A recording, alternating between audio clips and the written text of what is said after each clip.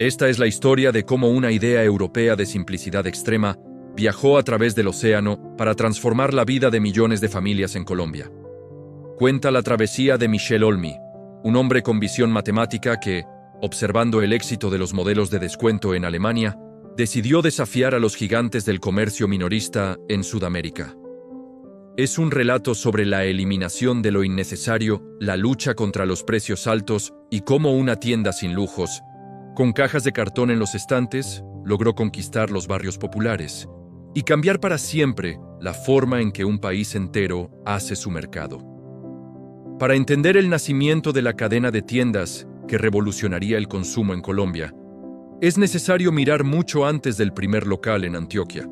Es necesario viajar en el tiempo y el espacio hacia la mente de quien orquestó todo el plan. El protagonista de esta gesta empresarial es Michel Olmi. Aunque su nombre se haría famoso en los círculos de negocios de Bogotá y Medellín años más tarde, su origen y su formación ocurrieron lejos de las montañas colombianas. Michel Olmi nació en Chile. Sin embargo, su historia personal es la de un ciudadano del mundo.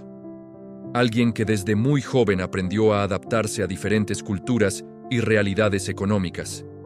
Durante su niñez y adolescencia, vivió en Venezuela. En aquellos años, Venezuela era una nación vibrante, llena de contrastes y con una economía que, aunque petrolera y rica, comenzaba a mostrar las grietas que marcarían su futuro. Crecer en un entorno latinoamericano le dio a Olmi una sensibilidad especial para entender las necesidades básicas de las personas. Vio de primera mano cómo las familias buscaban rendir su dinero y cómo la economía doméstica era una preocupación constante en los hogares, sin importar la clase social. Sin embargo, el destino de Olmi no estaba atado únicamente a América Latina. Su formación académica y personal dio un giro decisivo cuando se trasladó a Europa. Fue en Alemania donde este joven comenzó a moldear su carácter y, sobre todo, su visión de los negocios. Alemania no era solo un lugar de estudio para él. Se convirtió en la escuela de vida que le enseñaría la lección más importante de su carrera: la eficiencia. Olmi estudió matemáticas y economía. Esta combinación de disciplinas fue fundamental. Las matemáticas le dieron una mente estructurada, lógica y precisa, capaz de ver el mundo no a través de emociones desordenadas, sino a través de números, estadísticas y probabilidades. La economía, por su parte, le enseñó sobre mercados, oferta, demanda y el comportamiento de los consumidores. Pero su verdadera educación no ocurría solo en las aulas universitarias, sino en las calles alemanas, específicamente cada vez que entraba a un supermercado. En Alemania, Olmi conoció de cerca un modelo de negocio que dominaba el mercado local y que había sido perfeccionado tras la Segunda Guerra Mundial por dos hermanos de apellido Albrecht. Se trataba de las tiendas Aldi. Lo que Olmi veía allí le fascinaba por su lógica aplastante. Eran tiendas donde no había música ambiental, no había decoración costosa, no había empacadores y los productos no se sacaban de las cajas de transporte para ponerse bonitos en una estantería. Simplemente se abrían las cajas y se dejaban allí. Todo estaba diseñado para ahorrar centavos. Al eliminar todo lo superfluo, los dueños podían vender la comida a precios increíblemente bajos. Olmi, con su mente analítica, observaba esto y se hacía preguntas. Veía que los alemanes, a pesar de tener una economía fuerte, amaban el ahorro. No sentían vergüenza por comprar barato. Al contrario, lo veían como una decisión inteligente. Esta observación se grabó en su memoria. Entendió que el descuento duro no era sinónimo de mala calidad, sino de inteligencia operativa. Después de terminar sus estudios y obtener un doctorado en matemáticas, Olmi se dedicó al mundo de las finanzas. Trabajó en banca de inversión, un sector donde se mueven cifras astronómicas y donde se aprende a valorar empresas y detectar oportunidades donde otros solo ven riesgo. Su carrera lo llevó a vivir en Londres y Nueva York, capitales financieras donde el lujo y el derroche suelen ser la norma. Sin embargo, la semilla del modelo alemán seguía en su cabeza. A finales de la década de los 2000, La situación económica mundial sufrió una sacudida. La crisis financiera hizo que muchos inversionistas y empresarios volvieran a mirar lo básico. En medio de este panorama, Olmi comenzó a mirar hacia América Latina con nuevos ojos. Ya no como el niño que creció en Venezuela, sino como el banquero y matemático que buscaba un terreno fértil para sembrar una idea. Su mirada se posó sobre Colombia. Al analizar el país, Olmi notó algo que para los locales era paisaje, pero que para un forastero analítico era una anomalía. Se dio cuenta de que en Colombia hacer mercado era costoso. Las grandes cadenas de supermercados que dominaban el país en ese momento se enfocaban en ofrecer una experiencia de compra llena de servicios adicionales.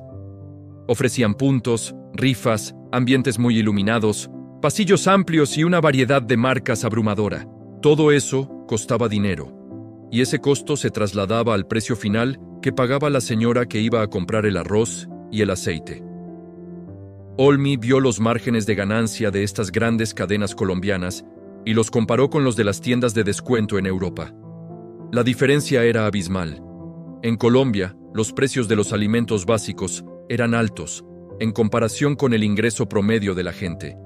Había una desconexión. La gente trabajaba duro, pero una gran parte de su salario se iba en comprar lo básico para sobrevivir. Para un economista, esto era una ineficiencia del mercado. Para un emprendedor, era la oportunidad de oro.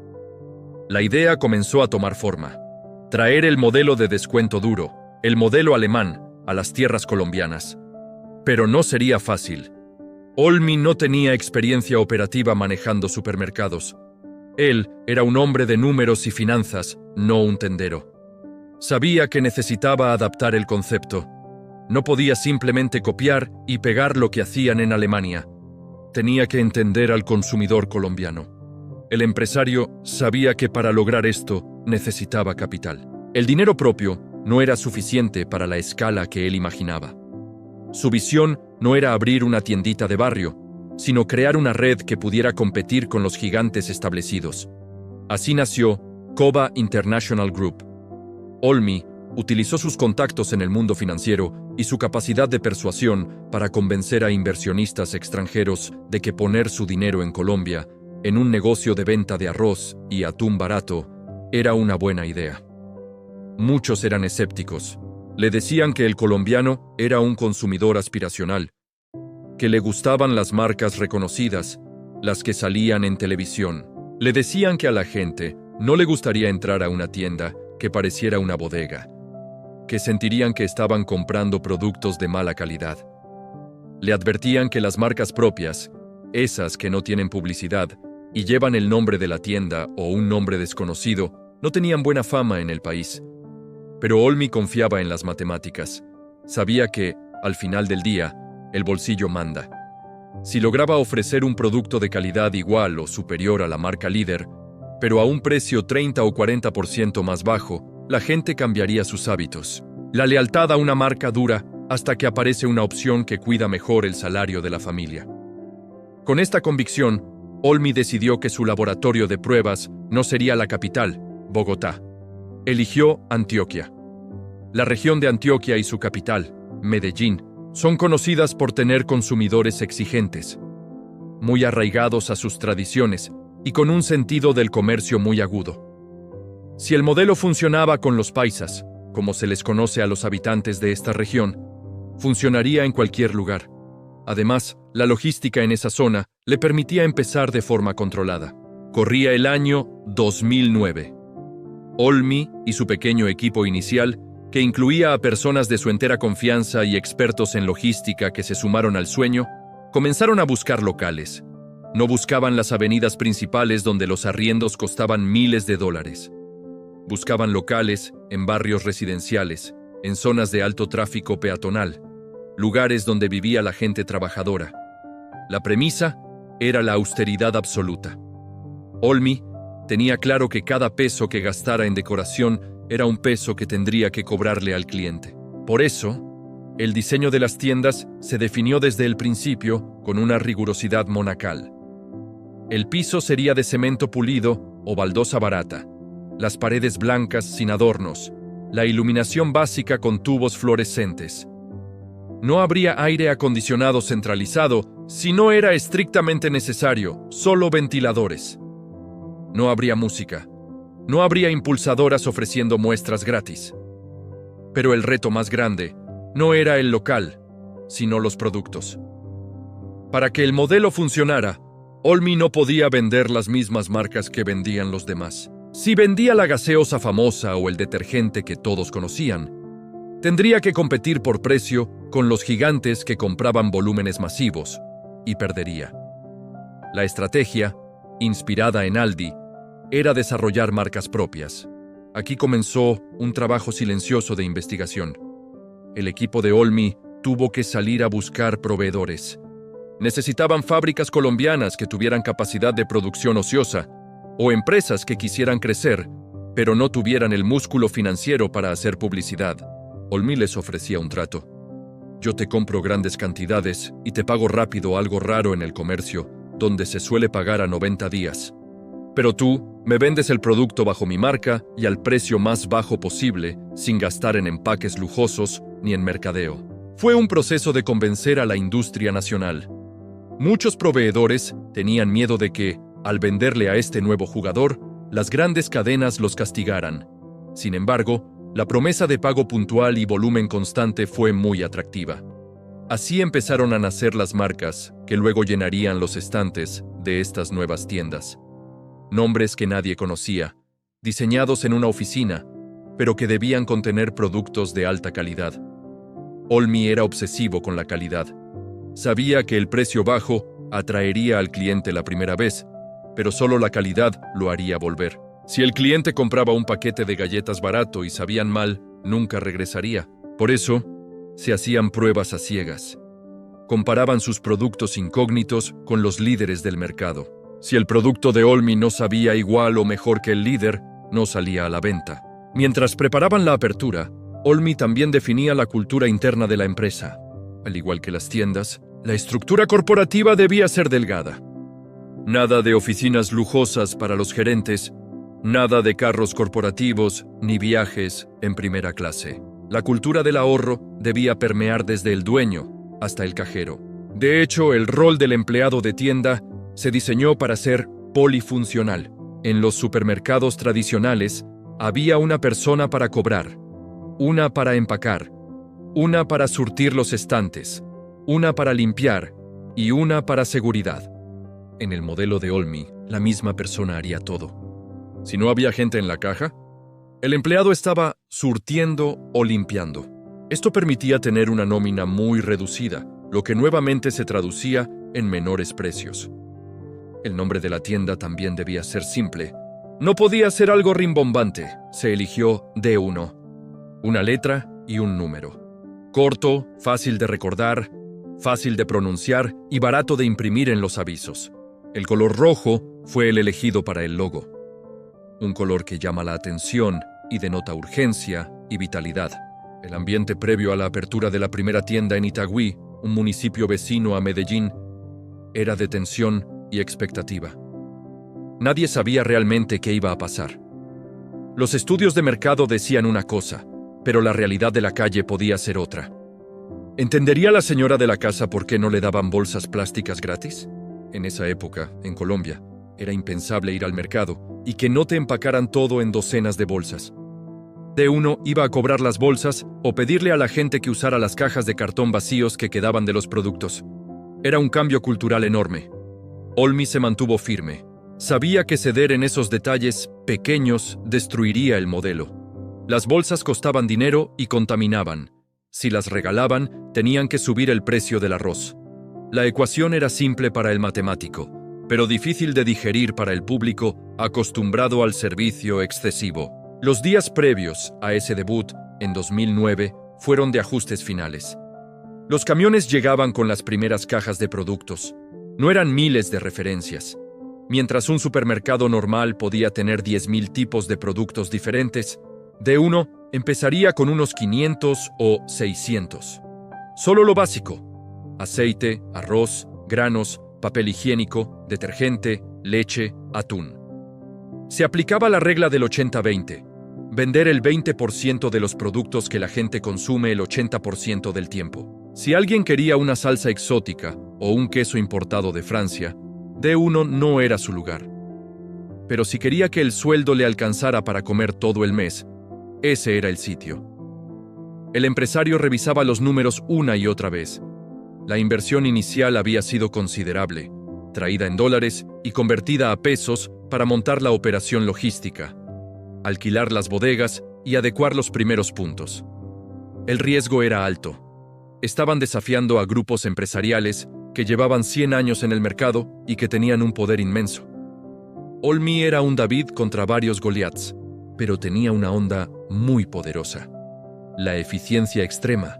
Así, con todo listo, las puertas del primer D1 estaban a punto de abrirse en Antioquia. Olmi, desde su posición estratégica, observaba cómo su teoría matemática y económica estaba a punto de chocar con la realidad de la cultura colombiana. No había marcha atrás. Había nacido una nueva forma de comercio, aunque en ese momento pocos sospechaban que esas tiendas de aspecto pobre y desangelado se convertirían en el fenómeno empresarial más grande de la década en Colombia. La mesa estaba servida. Los precios estaban marcados en etiquetas amarillas grandes y claras, y la revolución del descuento duro estaba por comenzar. El año 2010 marcó el verdadero inicio de la batalla comercial en las calles de Antioquia. Con las primeras tiendas D1 abiertas al público, Michel Olmi y su equipo se enfrentaron a la prueba de fuego: la reacción del consumidor colombiano. Lo que sucedió en esos primeros meses no fue un éxito instantáneo y mágico, sino un proceso lento de educación y adaptación cultural que requirió paciencia de acero. Cuando los vecinos de Itagüí y de los barrios populares de Medellín entraron por primera vez a esos locales, el desconcierto fue generalizado. Estaban acostumbrados a que los supermercados fueran lugares coloridos, llenos de estímulos visuales, música tropical de fondo y promotoras ofreciendo degustaciones de salchichas o jugos.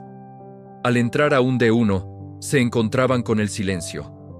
El piso gris, las paredes blancas y, lo más impactante, las estanterías metálicas industriales, donde los productos no estaban organizados uno por uno, sino apilados dentro de sus cajas de cartón originales, a las que simplemente les habían arrancado una cara para que la gente metiera la mano y sacara el frasco o la bolsa. La experiencia de compra era espartana. Al llegar a la caja registradora, el choque cultural continuaba. El cliente, acostumbrado a pagar con tarjeta de crédito en cuotas o con cheques posfechados en los grandes almacenes, se encontraba con que allí solo recibían dinero en efectivo. Y al final de la transacción, cuando esperaban que el cajero, que minutos antes estaba trapeando el piso, les empacara sus compras en bolsas plásticas con el logo de la tienda, recibían una negativa amable pero firme. Si querían bolsa, debían pagarla. Si no querían pagar, podían tomar una de las cajas vacías que estaban tiradas en una esquina o llevarse las cosas en las manos. Para muchos, esto fue insultante al principio. Se sentía como un retroceso, como un servicio de segunda categoría. Las quejas no se hicieron esperar. La gente decía que era un supermercado para pobres, que la atención era mínima y que no encontraban sus marcas de toda la vida. No había Coca-Cola, no había Colgate, no había Nestlé. En su lugar, había nombres extraños que nadie había escuchado jamás: Leche Lati, detergente Brilla King, galletas horneaditas. Sin embargo, Michel Olmi no se inmutó. Él sabía que esta resistencia era parte natural del proceso. Había estudiado el comportamiento del consumidor y sabía que, aunque la gente se quejara del servicio o de la falta de bolsas, la decisión final se tomaba con la billetera.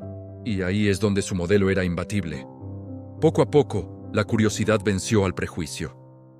Las amas de casa, que son las administradoras más astutas de la economía familiar, decidieron probar. Compraron 1 litro de esa leche desconocida y barata. Compraron el arroz, que costaba 500 o 1000 pesos menos que en la otra tienda. Se llevaron los productos a casa con desconfianza, esperando que fueran de mala calidad. La sorpresa fue mayúscula. La leche sabía a leche, el arroz crecía bien en la olla, el detergente limpiaba la ropa igual que el caro. La ecuación de valor de Olmi empezó a funcionar en la mente de los colombianos. La gente se dio cuenta de que no estaban pagando por mala calidad, sino que habían dejado de pagar por la publicidad en televisión, por los uniformes bonitos de los empacadores y por el aire acondicionado del local. Estaban pagando estrictamente por el producto. El boca a boca se convirtió en la mejor y única publicidad de la empresa. D1 no ponía anuncios en el periódico ni comerciales en la radio.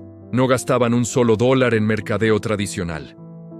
La vecina le contaba a la otra que en esa tienda rara de la esquina el mercado le había costado 30% menos. Esa recomendación era más poderosa que cualquier campaña publicitaria millonaria. Con el modelo validado en sus primeras tiendas, Olmi dio la orden de acelerar. La estrategia de expansión fue agresiva y quirúrgica. No buscaban abrir una tienda inmensa en un centro comercial lejano al que la gente tuviera que ir en taxi o en bus. El objetivo era la proximidad.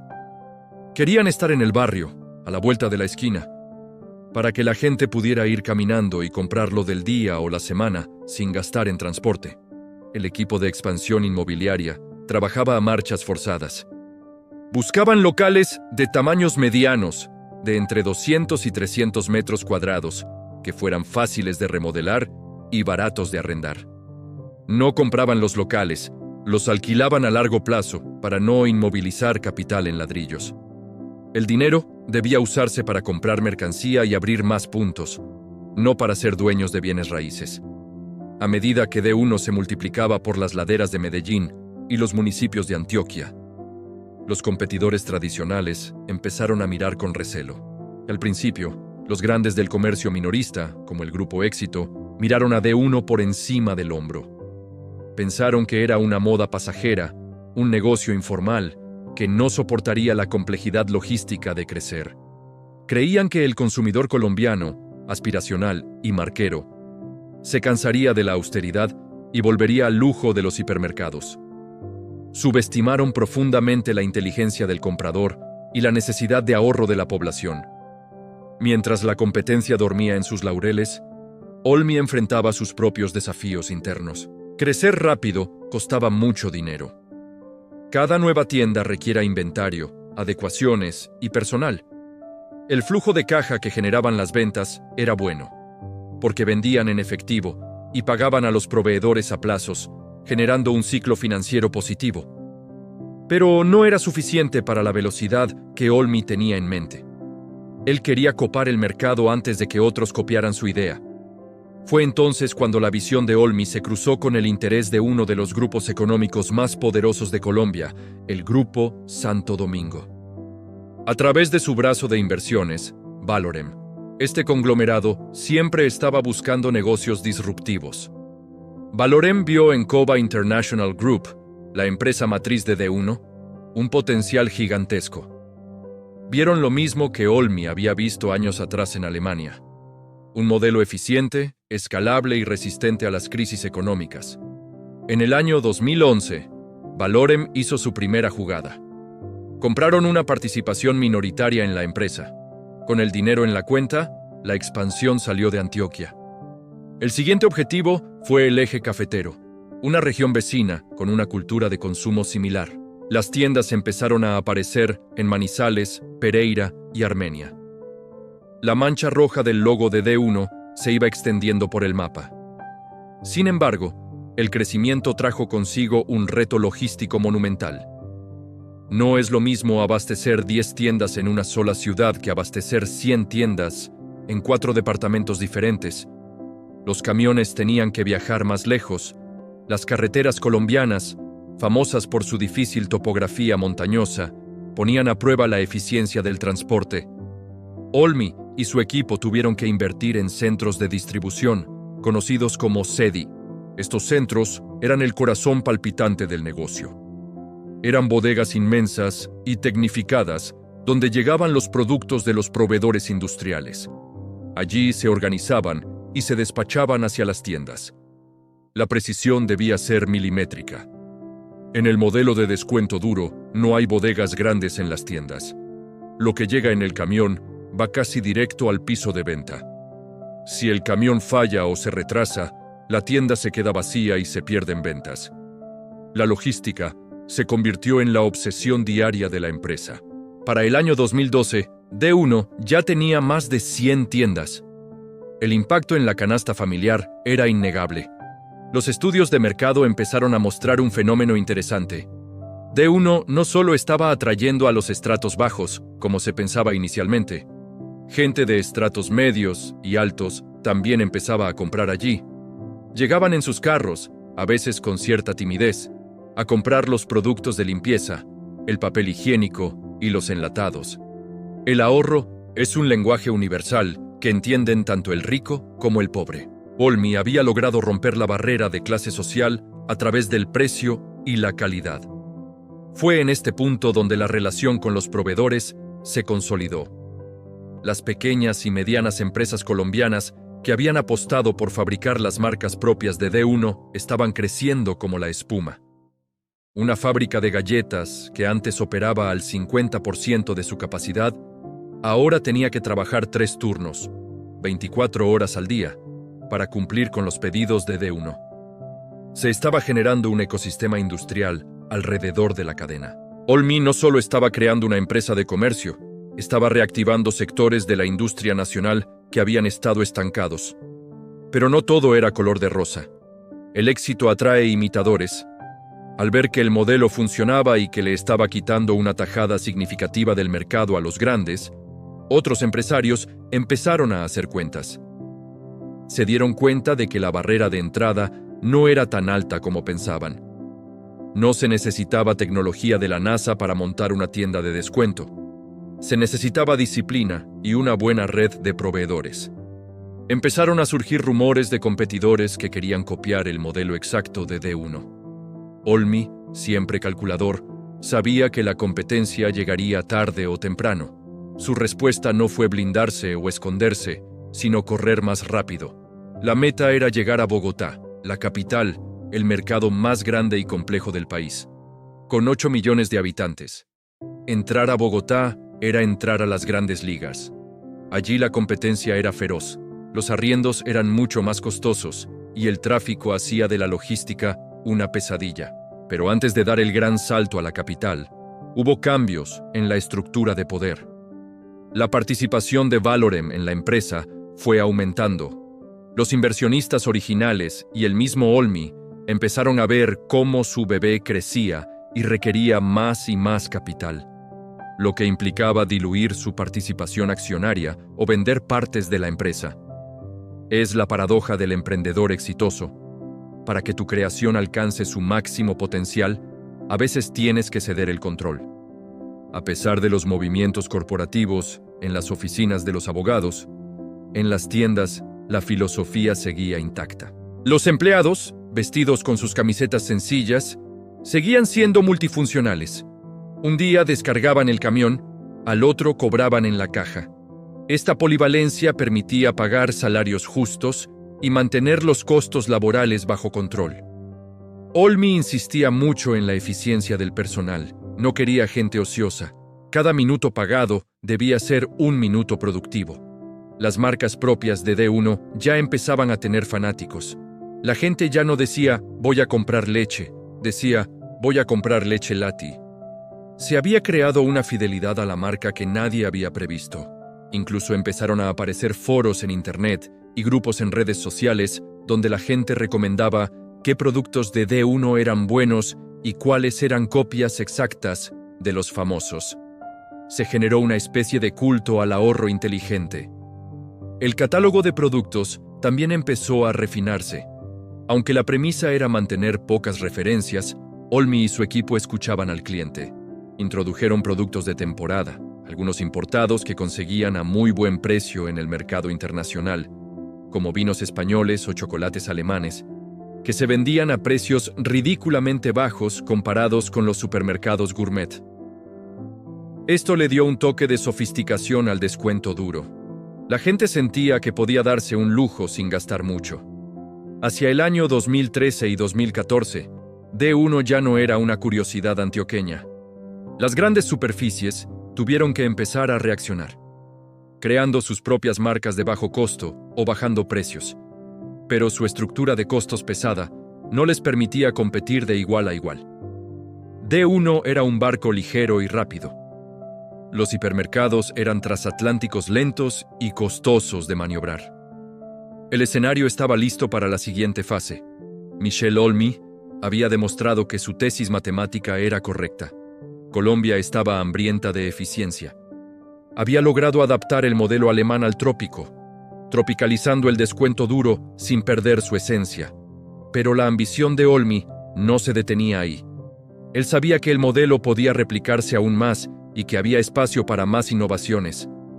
Mientras D1 se preparaba para inundar las calles de Bogotá, en la mente de Olmi ya se gestaba la idea de que su misión como emprendedor serial apenas estaba comenzando. La relación con sus socios capitalistas se volvería más compleja y el destino le tendría preparada una salida de su propia creación para, irónicamente, convertirse en su propio competidor en el futuro.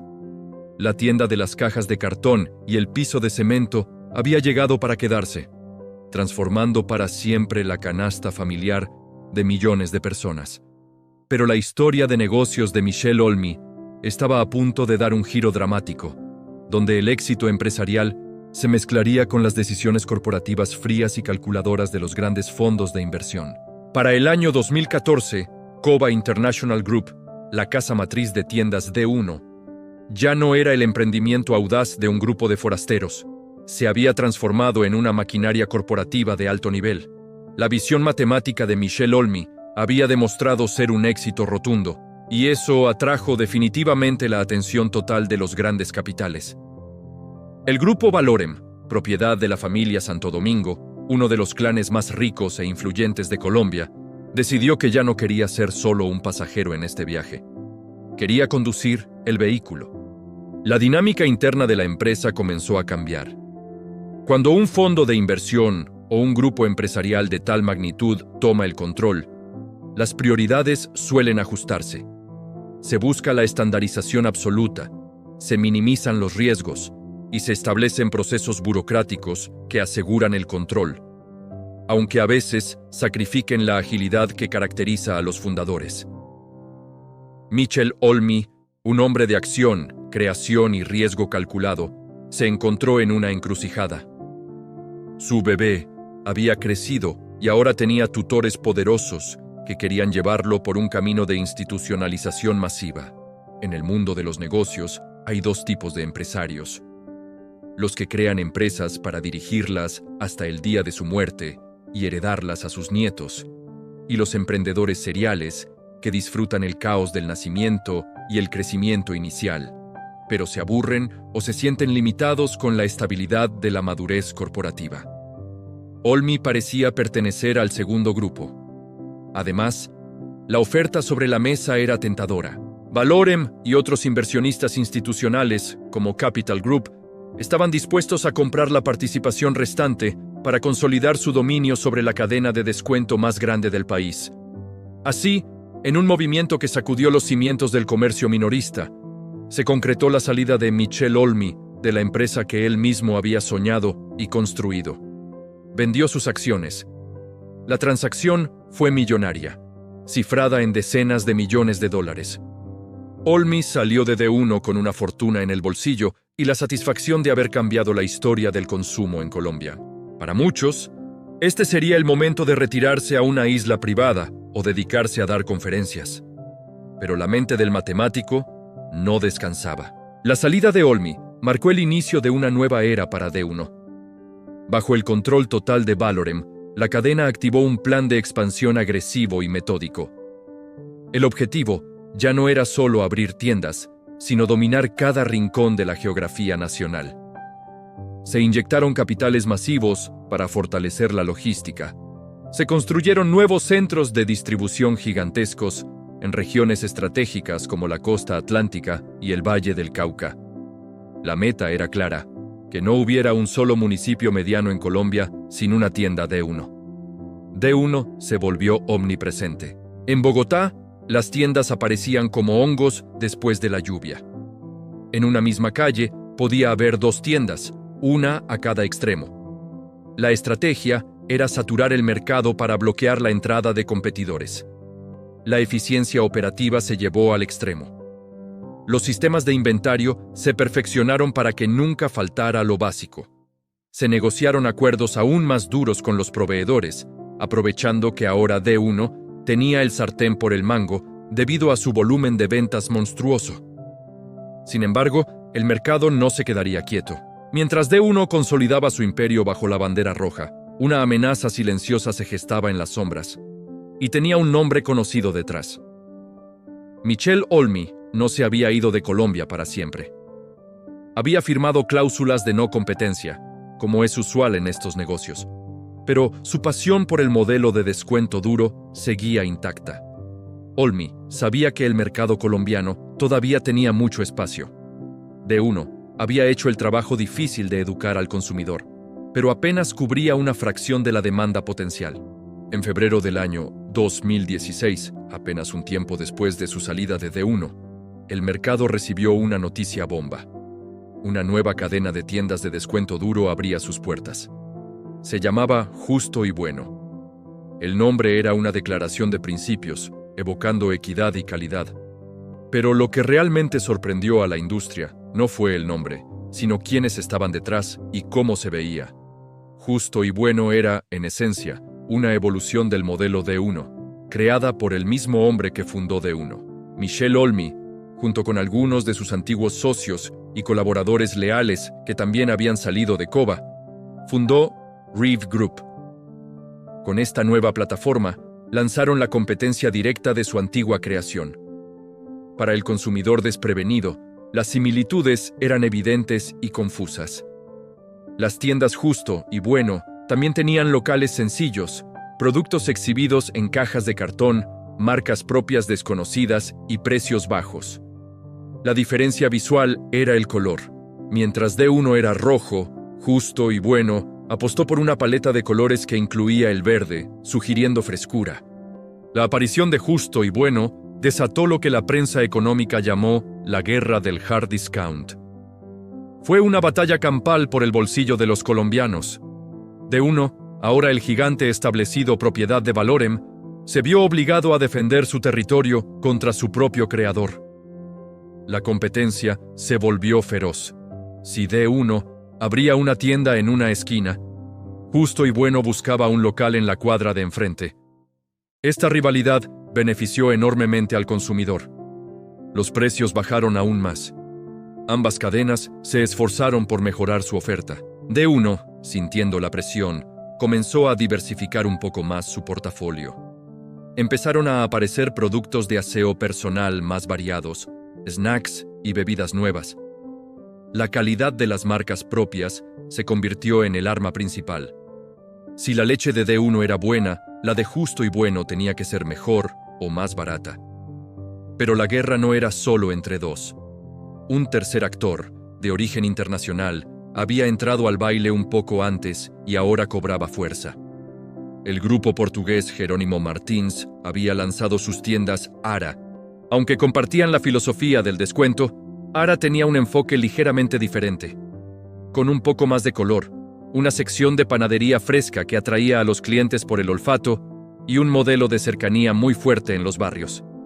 De repente, Colombia pasó de ser un país dominado por 2 o 3 cadenas de supermercados tradicionales y costosos a ser el campo de batalla de 3 gigantes del descuento, D1, Justo y Bueno, y Ara. El paisaje urbano cambió.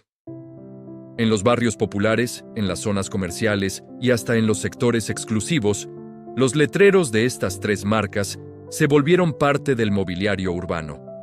D1, con la espalda financiera del Grupo Santo Domingo, tenía la ventaja de la antigüedad y la escala. Para el año 2016 y 2017, ya superaban las 500 tiendas y seguían contando. Su facturación crecía a doble dígito cada año, algo inaudito en una economía que empezaba a mostrar signos de desaceleración. D1 se convirtió en el refugio de las familias ante la inflación y los impuestos. La administración de D1 bajo Valorem se enfocó en la rentabilidad sostenible. Sabían que la expansión costaba dinero, pero tenían que empezar a generar retornos para los accionistas. Se optimizó la cadena de suministro. Los camiones de D1, con su logo rojo gigante, se veían en todas las carreteras del país. La empresa se convirtió en uno de los mayores empleadores de Colombia. Miles de jóvenes conseguían su primer empleo formal en estas tiendas. 900 y el perfil del empleado seguía siendo el mismo. polifuncional, trabajador y honesto. Un aspecto interesante de esta etapa fue cómo D1 empezó a colombianizar aún más su oferta. Aunque el modelo era alemán, los productos eran cada vez más locales. Se hicieron alianzas con agricultores colombianos para vender huevos, arepas y frutas básicas. D1 se convirtió en un cliente vital para el campo colombiano. Si un productor lograba entrar a D1, tenía asegurada la venta de toda su cosecha, aunque a precios muy ajustados. Mientras tanto, Michel Olmi y su Justo y Bueno corrían para alcanzar a D1. Intentaron innovar donde D1 era rígido. Por ejemplo, Justo y Bueno intentó generar un ambiente un poco más amable o juguetón en sus tiendas, aunque manteniendo la austeridad. También buscaron diferenciarse con productos importados curiosos. Pero D1 tenía una ventaja estructural. Había llegado primero y ya tenía las mejores ubicaciones en muchos barrios. En el comercio minorista, la ubicación lo es todo. La respuesta de D1 ante la arremetida de la competencia fue inundar el mercado. Llegaron a tener presencia en más del 70 u 80% de los municipios con cierta densidad poblacional. Se volvieron la tienda de conveniencia por excelencia. La gente ya no hacía el mercado del mes en el hipermercado gigante. Prefería hacer mercados pequeños cada 3 o 4 días en el D1 de la esquina. Esto cambió los hábitos de consumo. La lealtad a las marcas tradicionales se desplomó. Marcas legendarias de detergentes o alimentos vieron cómo sus ventas caían porque la gente prefería la marca buena, bonita y barata del D1. Para el año 2018, D1 alcanzó un hito impresionante: abrir su tienda número 800. La velocidad era vertiginosa. Abrían una tienda casi cada 2 días. Este ritmo requería una coordinación militar.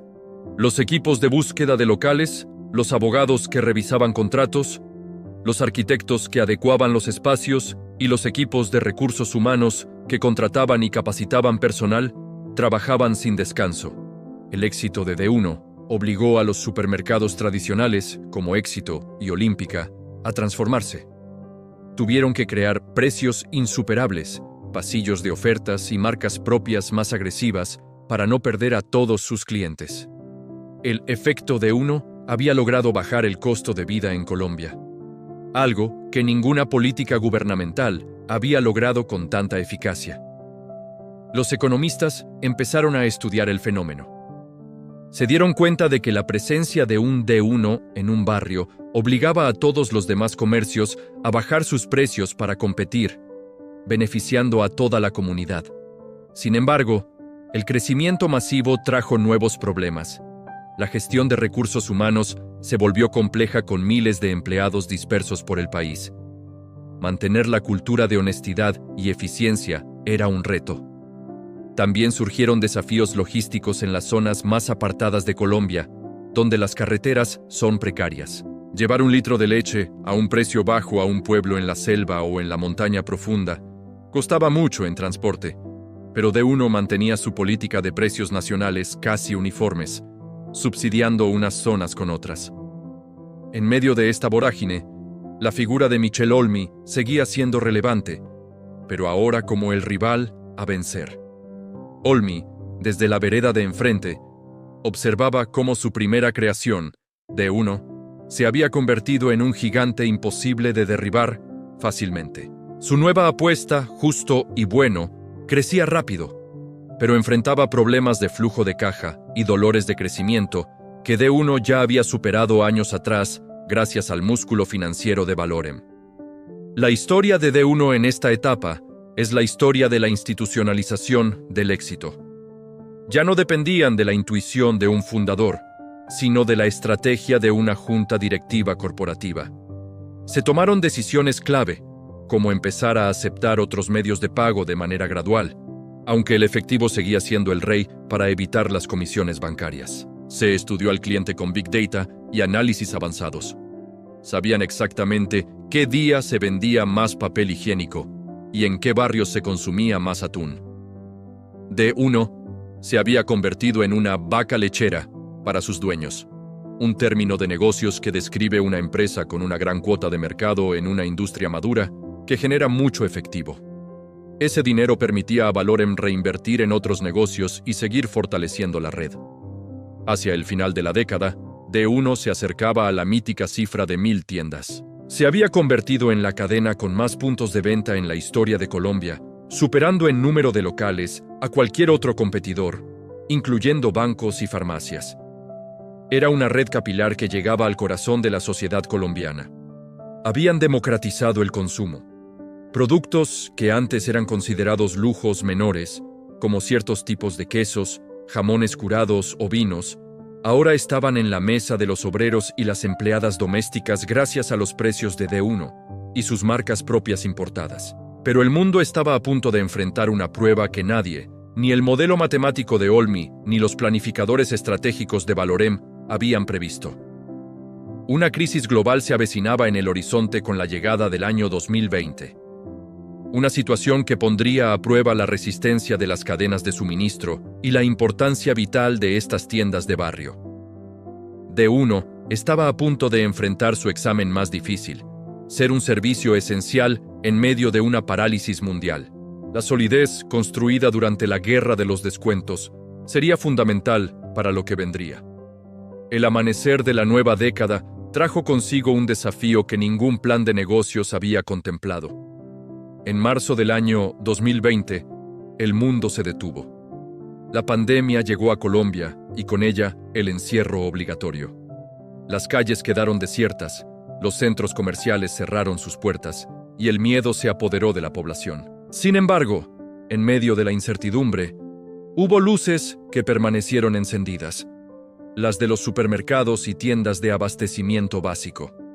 Para D1, este momento histórico se convirtió en la prueba definitiva de su modelo de cercanía.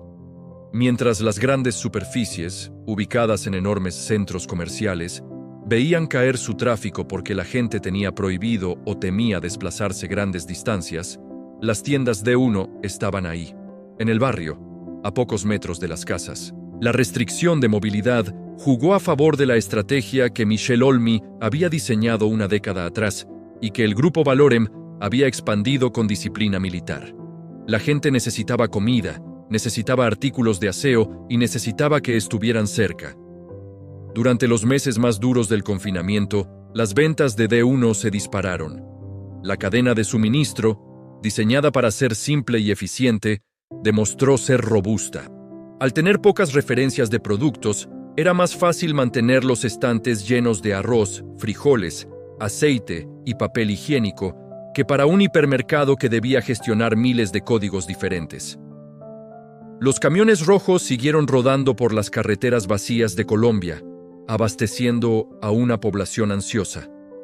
D1 se consolidó no solo como una opción económica, sino como un servicio esencial para la supervivencia de millones de familias que veían sus ingresos reducidos por la crisis económica derivada de la pandemia. Pero mientras D1 navegaba la tormenta con solidez financiera, su competencia directa y hermana de sangre, Justo y Bueno, comenzaba a hacer agua. La empresa fundada por Michel Olmi tras su salida de D1 había crecido de manera explosiva, quizás demasiado rápido. Para mantener precios bajos y abrir tiendas a un ritmo frenético, Justo y Bueno dependía de un flujo de caja constante y preciso. La pandemia, seguida de los paros nacionales y las protestas sociales que sacudieron a Colombia en el año 2021, golpeó duramente la logística y las ventas en ciertas zonas. Empezaron a surgir los problemas. Los proveedores de Justo y Bueno, muchos de los cuales eran pequeñas empresas que también le vendían a D1 o que habían nacido al amparo del modelo de descuento, empezaron a reportar falta de pagos. En el negocio del descuento duro, la confianza con el proveedor es sagrada. Si no pagas, no te despachan. Y si no te despachan, tienes estantes vacíos. Y una tienda de descuento con estantes vacíos es una sentencia de muerte, porque el cliente no perdona. Va a buscar su ahorro a otro lado. La tragedia empresarial de Justo y Bueno se desarrolló en cámara lenta ante los ojos del país. Las tiendas que antes competían codo a codo con D1 empezaron a verse desabastecidas. Los empleados reportaban atrasos en sus nóminas. Los arrendadores de los locales reclamaban meses de alquiler sin pagar. Michel Olmi y sus socios intentaron maniobras financieras, buscaron nuevos inversionistas internacionales y trataron de salvar el barco. Pero las deudas eran impagables. Finalmente, en el año 2022, se confirmó la liquidación de Justo y Bueno. Fue un golpe duro para el ecosistema emprendedor, pero una lección valiosa sobre la importancia de la administración financiera. Para D1, esto significó el fin de su competidor más agresivo. De repente, millones de clientes que se habían fidelizado con la cadena del logo colorido quedaron huérfanos. ¿A dónde fueron? Volvieron al origen. Volvieron a D1. La desaparición de su rival le dejó a D1 el camino despejado para consolidar su dominio absoluto. Sin embargo, la empresa no se durmió en los laureles. La administración comprendió que el mercado estaba cambiando y que la tecnología era ineludible. Durante más de una década, D1 había operado casi exclusivamente con dinero en efectivo para evitar pagar las comisiones que los bancos cobran por el uso de datáfonos. Esto era parte de su política de ahorro extremo, pero el mundo post-pandemia era un mundo digital.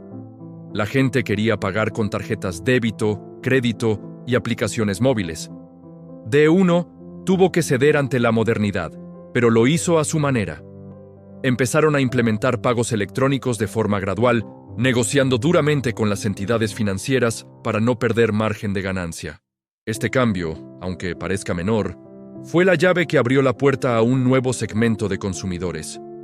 Aquellos que rara vez cargan efectivo y prefieren la comodidad del plástico. Las ventas volvieron a recibir un impulso.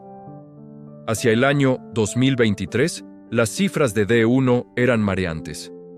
La cadena superó las 2.000 tiendas en todo el territorio nacional. Ya no era solo una tienda de ciudad. Había D1 en pueblos pequeños, en zonas turísticas y en rincones apartados de la geografía colombiana. La mancha roja cubría más del 85% de los hogares colombianos. Según los estudios, casi cualquier colombiano tenía un D1 a menos de 15 minutos caminando de su casa. El hito más importante, sin embargo, llegó cuando se publicaron los informes financieros anuales de las empresas más grandes del país. Durante décadas, el rey indiscutible del comercio minorista en Colombia había sido el Grupo Éxito, dueño de las marcas Éxito, Carulla y Surtimax. Era un gigante que parecía inalcanzable. Pero el modelo de la hormiga, del trabajo silencioso y el ahorro de centavos, logró lo impensable. Los reportes de la Superintendencia de Sociedades revelaron que D1 estaba facturando cifras que rivalizaban, y en algunos trimestres y métricas específicas, superaban los ingresos operacionales del negocio retail de su histórico competidor en Colombia. D1 había alcanzado ingresos superiores a los 2.000 o 3.000 millones de dólares anuales. Se había convertido en la empresa de comercio al por menor más grande del país por cobertura y una de las líderes absolutas en ventas. Lo asombroso no era solo la cifra, sino cómo la lograban. Mientras sus competidores tenían edificios corporativos gigantes, miles de campañas de publicidad, con celebridades y programas de puntos complejos, D1 lo lograba vendiendo atún, cloro galletas y leche en cajas de cartón sin gastar un centavo en comerciales de televisión. Era el triunfo de la eficiencia sobre la apariencia. El impacto de D1 trascendió lo económico para convertirse en un fenómeno cultural. La tienda cambió la forma en que los colombianos se relacionan con las marcas. Antes, poner en la mesa un producto de marca propia o marca barata era motivo de vergüenza para algunas familias, un signo de escasez. D1 eliminó ese estigma. Sus productos se volvieron de culto. En las redes sociales, los jóvenes y las amas de casa hacían videos virales recomendando sus productos favoritos. Un vino barato que sabía bien, unos chocolates rellenos que parecían europeos, o un limpiador de pisos con aroma duradero. Comprar en D1 se volvió inteligente, no pobre.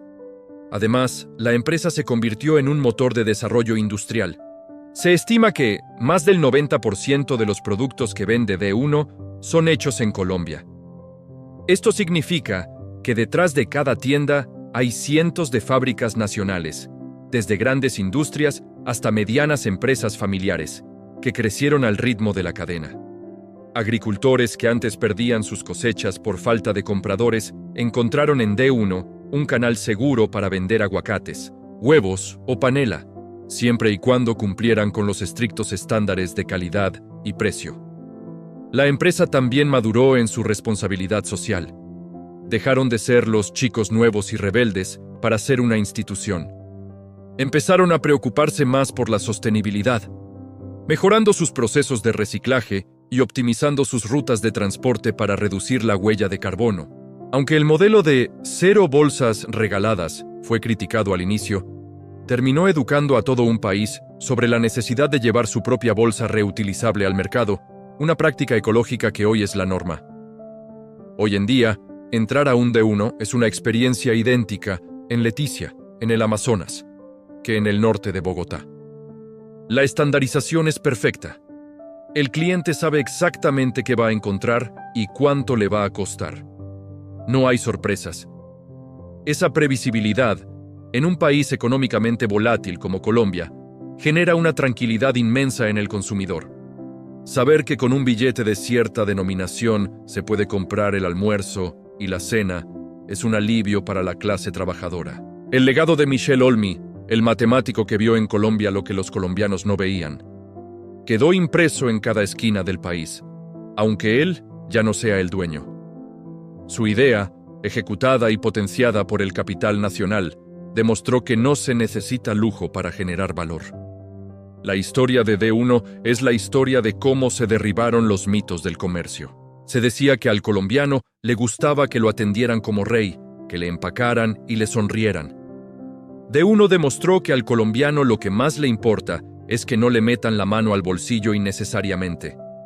Se decía que las marcas desconocidas no tenían futuro. D1 demostró que la calidad mata a la marca.